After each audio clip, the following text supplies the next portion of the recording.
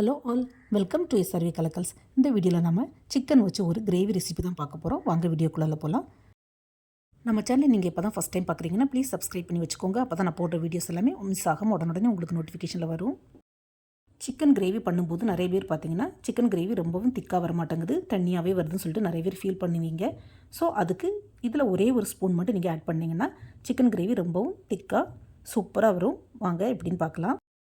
நான் இந்த கிரேவி பண்ணுறதுக்கு ஒரு 1/2 கிலோ சிக்கன் எடுத்துருக்கிறேன். ஃபஸ்ட்டு 2-3 தடவை நல்ல தண்ணியில் வாஷ் பண்ணிவிட்டு கடைசியாக கொஞ்சம் மஞ்சள் தூள் போட்டு திரும்பவும் நல்லா வாஷ் பண்ணி எடுத்துருக்கேன். நான் இந்த சிக்கன் கிரேவி இன்றைக்கி மண்சட்டியில் தான் பண்ணுறேன். குக்கரில் வைக்கிறத விட மண்சட்டியில் வைக்கக்கூடிய சிக்கன் கிரேவி, மீன் குழம்பு, முட்டை கிரேவி எல்லாமே சூப்பராக, அதாவது நல்ல டேஸ்ட்டாக வரும். நீங்களும் ட்ரை பண்ணி பாருங்கள் ஃப்ரெண்ட்ஸ். மண்சட்டியில் கொஞ்சம் தாராளமாகவே எண்ணெய் ஊற்றிக்கலாம். அதில் கொஞ்சமாக பட்டை, 2 கிராம்பு, ஒரு ஏலக்காய் சேர்த்து அதை பொரிய விட்டுக்கலாம். கூடவே கொஞ்சம் கல்பாசியும் அன்னாசிப்பூவும் சேர்த்து பொரிய விட்டுக்கலாம். அதுக்கப்புறமா பிரியாணியில் சேர்த்துக்கலாம். நான் இது கூடவே இன்னும் கொஞ்சம் ஃப்ளேவருக்கு ரம்பாயில் சேர்க்குறேன். நிறைய பேர் இந்த ரம்பாயில்னா என்னதுன்னு தெரியாதுன்னு சொல்லியிருக்கிறீங்க. இது நிறைய பேருக்கு தெரிஞ்சிருக்கும், நிறைய பேருக்கு தெரிஞ்சிருக்காது. இதுதான் அந்த ரம்பாயில் செடி எனக்கு வீட்டிலேயே இருக்குது. இது பார்த்திங்கன்னா ஜஸ்ட்டு புல் மாதிரி தான் வளரும். ஆனால் இதோட ஃப்ளேவர் செம சூப்பராக இருக்கும். இந்த ரம்பாயிலேயே சிக்கன், மட்டன், முட்டை கிரேவி, அப்புறம் பிரியாணி, புலாவ் எல்லாத்துக்குமே யூஸ் பண்ணலாம். அப்புறமா இது கூடவே கொஞ்சமாக சீரகம், கொஞ்சமாக பெருஞ்சீரகம், அதுக்கப்புறமா கடைசியாக கொஞ்சம் நல்ல மிளகு சேர்த்து பொரிய விட்டுக்கலாம். ஃபஸ்ட்டு இந்த மசாலா எல்லாத்தையும் எண்ணெயில் நல்லா வறுத்து விட்டுக்கலாம். அதுக்கப்புறமா நான் பெரிய வெங்காயத்தில் ஒரு வெங்காயத்தை இந்த மாதிரி பொடி பொடியாக கட் பண்ணி வச்சுருக்கிறேன். கட் பண்ணியில் சாப்பரில் போட்டு சாப் பண்ணி வச்சுருக்கிறேன். நீங்களும் எந்த அளவுக்கு பொடியாக கட் பண்ண முடியுமோ அந்த அளவுக்கு கட் பண்ணி எடுத்துக்கோங்க. வெங்காயத்தை ரொம்பவே பொடியாக சாப் பண்ணியிருக்கனால சீக்கிரமாகவே வதங்கிடும். இந்த ஸ்டேஜில் கொஞ்சமாக இஞ்சி பூண்டு பேஸ்ட்டு சேர்த்துக்கலாம். அதையும் சேர்த்து லைட்டாக வதக்கி விட்டுக்கலாம்.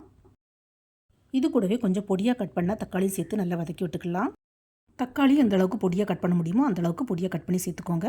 தக்காளி லைட்டாக வதங்கினதும் அது கூடவே கொஞ்சமாக உப்பு சேர்த்துக்கலாம். இது கொஞ்சம் அப்படியே சிம்மிலே இருக்கட்டும். நம்ம இதுக்கு ஒரு மசாலா இப்போ ரெடி பண்ணி எடுத்துக்கலாம்.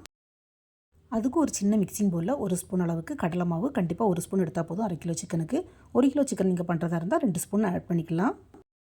கூடவே கொஞ்சம் மஞ்சள் தூள், 2 to 3 ஸ்பூன் நார்மல் மிளகாத்தூள், 1 ஸ்பூன் ஜஸ்ட் கலருக்கு, இது காரம் இருக்காது, காஷ்மீர் மிளகாத்தூள், 2 ஸ்பூன் மல்லித்தூள், அப்புறம் கொஞ்சமாக வறுத்து பொடிச்சு சீரகப்பொடி, கடைசியாக கொஞ்சமாக பெப்பர் பொடி சேர்த்து இதை நல்லா மிக்ஸ் பண்ணி விட்டுக்கலாம்.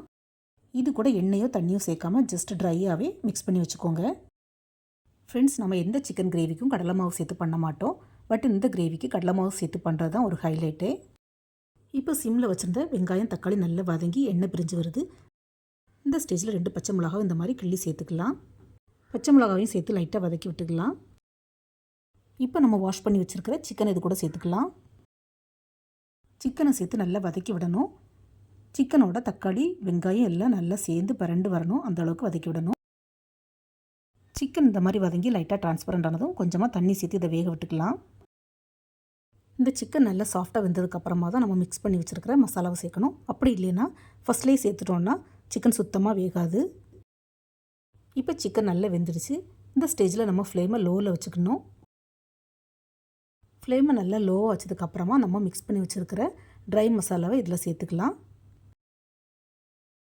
அதே மாதிரி இந்த ட்ரை மசாலாவை சேர்க்கும்போது ஒரே இடத்துல சேர்க்காமல் ஃபுல்லாக இந்த மாதிரி ஸ்ப்ரெட் பண்ணி விட்டுக்கோங்க. ஏன்னா கடலை மாவு சேர்த்து பண்ணுறதுனால சீக்கிரமாக அடிப்பிடிக்க சான்ஸ் இருக்குது. ஸோ ட்ரை மசாலாவை சேர்த்ததுக்கப்புறமா இந்த மாதிரி நல்லா மிக்ஸ் பண்ணி விட்டுக்கலாம். பாருங்கள், ட்ரை மசாலா சேர்த்ததுமே கிரேவி நல்லா திக்காக ஆரம்பிச்சிருச்சு. உங்களுக்கு கிரேவி இந்த கன்சிஸ்டன்சி போதுன்னா இந்த ஸ்டேஜ்லேயே உப்பெல்லாம் செக் பண்ணிவிட்டு கொஞ்சமாக கரம் மசாலாவும் மல்லிக்கீரையும் தூவிட்டு கேஸ் ஆஃப் பண்ணிடலாம். பட் எனக்கு கொஞ்சம் கிரேவி வேணும். ஸோ நான் இன்னும் கொஞ்சமாக தண்ணி சேர்த்து இதை லைட்டாக கொதிக்க விடுறேன்.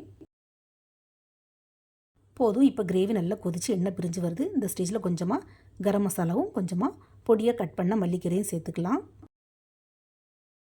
ஃப்ரெண்ட்ஸ், நீங்கள் நினைக்கலாம் கடலை மாவு சேர்த்து பண்ணுறதுனால சிக்கன் கிரேவியில் கடலை மாவு ஸ்மெல் வருமான்னு. பட் சுத்தமாக கடலை மாவு டேஸ்ட்டே தெரியாது. ஸோ நீங்களும் தாராளமாக பயப்படாமல் கடலை மாவு சேர்த்துக்கலாம். பட் ஜாஸ்தியாக சேர்க்கக்கூடாது. 1/2 கிலோவுக்கு ஜஸ்ட் 1 ஸ்பூன் போதும். நீங்கள் குவான்டிட்டி கூடுதலாக போட்டு செய்கிறீங்கன்னா கூட கொஞ்சமாக கடலை மாவு சேர்த்துக்கலாம். அவ்வளோதான் ஃப்ரெண்ட்ஸ், அல்டிமேட்டான அட்டகாசமான டேஸ்ட்டில் சிக்கன் கிரேவி சூப்பராக ரெடி ஆகிட்டு நீங்களும் இதே மாதிரி ட்ரை பண்ணி பாருங்கள். உங்களுக்கு எப்படி வந்ததுன்னு உங்களுடைய ஃபீட்பேக்கை மறக்காமல் ஷேர் பண்ணுங்கள்.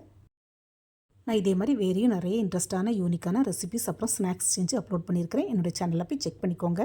இந்த வீடியோ பிடிச்சிருந்தா மறக்காமல் SRV கலக்கல்ஸை லைக், ஷேர், சப்ஸ்கிரைப் பண்ணுங்கள். தேங்க்ஸ் ஃபார் வாட்சிங். See you soon in the next video. Bye bye. Take care.